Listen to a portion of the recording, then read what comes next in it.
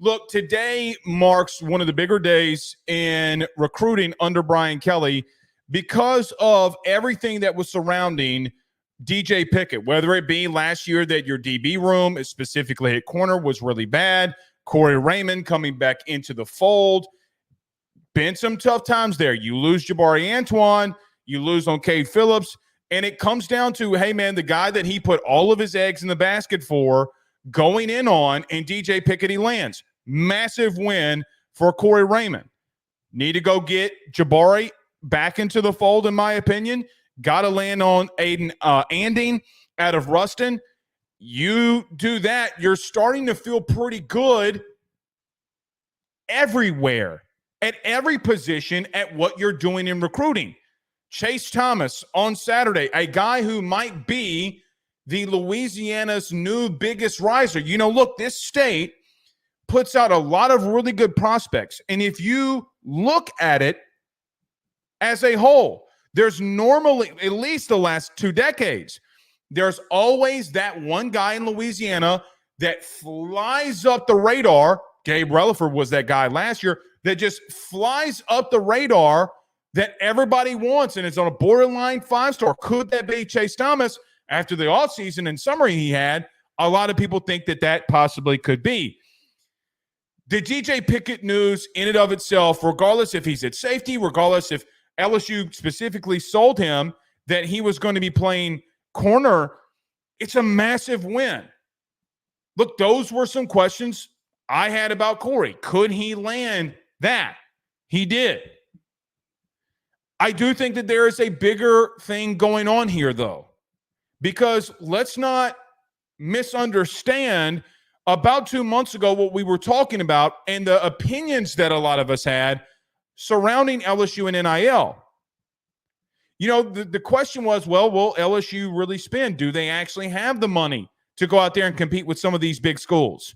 Well, you just did with Oregon, and you just did with Miami, 2 schools that have been known to be able to play that game. Now you sit in a spot where you have the number 1 quarterback in the country, the number 1 running back in the country, the number 1 DB in the country, 3 top 10 prospects in the 2025 class, one of them being Bryce Underwood, who could be, I don't know if he will be, but could be generational. That's how high people are on Bryce Underwood. You know, he's the next Caleb Williams. You know, Jaden Daniels was technically a 5-star, the number 1 quarterback in his class. Is he another Jaden Daniels?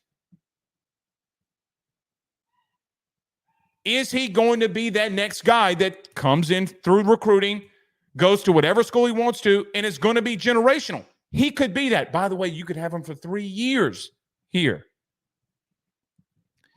The biggest story. Now, on Thursday, if you were watching the show, if you remember, we put the clip on Facebook. You can go and find it. I know we got a lot of people that were either really happy about what we said or really mad. There was no in between. On Thursday, I came out and did a Ruffino's rant. You can find it, the whole clip, on our YouTube channel, and said, look, the biggest win that LSU could have had was Taft and Bayou traditions coming together. Austin Thomas doing what he's been doing is a big deal here. Brian Kelly brought up during the spring when he was talking about Austin Thomas, I think it was in the sit-down with Jacques Doucette from WAFB, and he looked Jock dead in the eye and said, I can't have the conversations that Austin Thomas can have, and that's why you bring him in here to settle these NIL questions. Guys, he's doing a hell of a job right now. Where does that set you up for now? Derek Meadows, a 5-star wide receiver out of Nevada, is committing on Saturday. Do you land a 4th, 5-star here? Because if you do, and you're trending as one of the top 2 recruiters in the country, top 2 or 3, hell, even if you're in the top 5, guys, that's what deep playoff pushes look like. That is what sets up your program for a decade. Now, with the portal, things could always change, and I understand that. It always will change. But I don't think that this is something that you should take lightly of the win today. You know, if this would have been any other 5-star, I would have this same kind of conversation with you.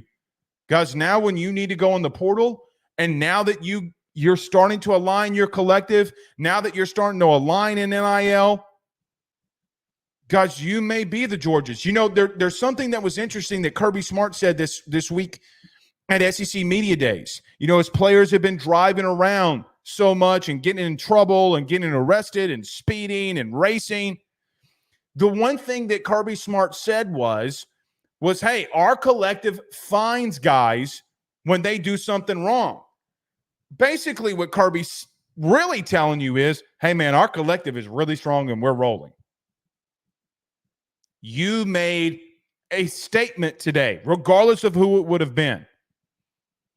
But now that you're recruiting like you are in the front seven, now that you get a guy like DJ Pickett, that guys could come in here and lock a whole side down, now you start getting to a place.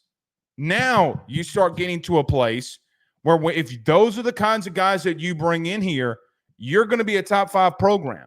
Now, you could think that I'm overreacting. You could say, well, Blake, the kid still got into December. He could change his mind.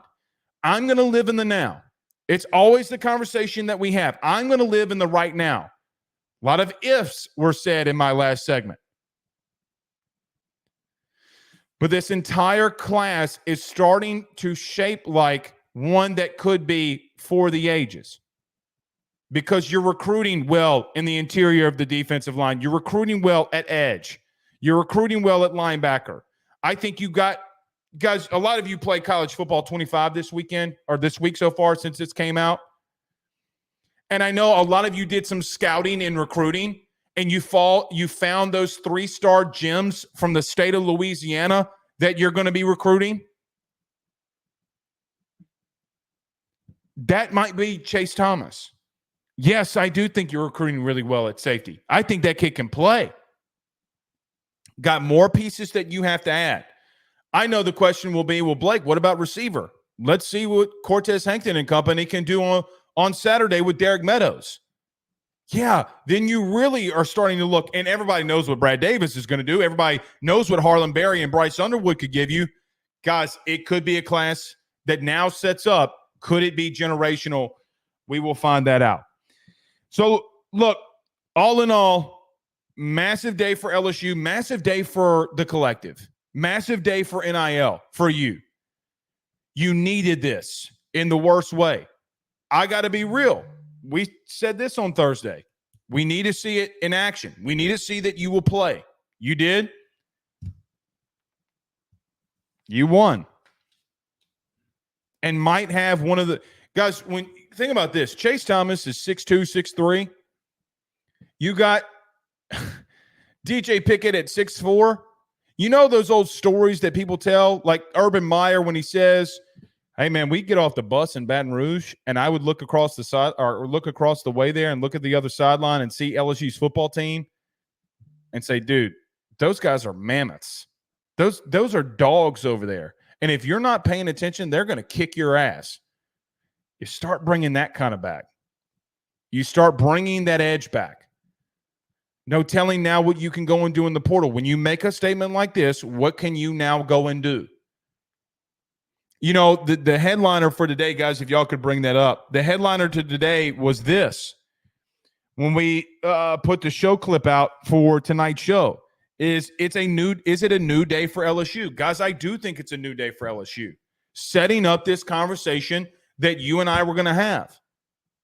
This weekend was massive for Brian Kelly. Even for, it's funny, we don't talk about this anymore like we used to. You know, when Brian Kelly used to get a big recruit, we used to come out and say, well, I guess Brian Kelly couldn't recruit.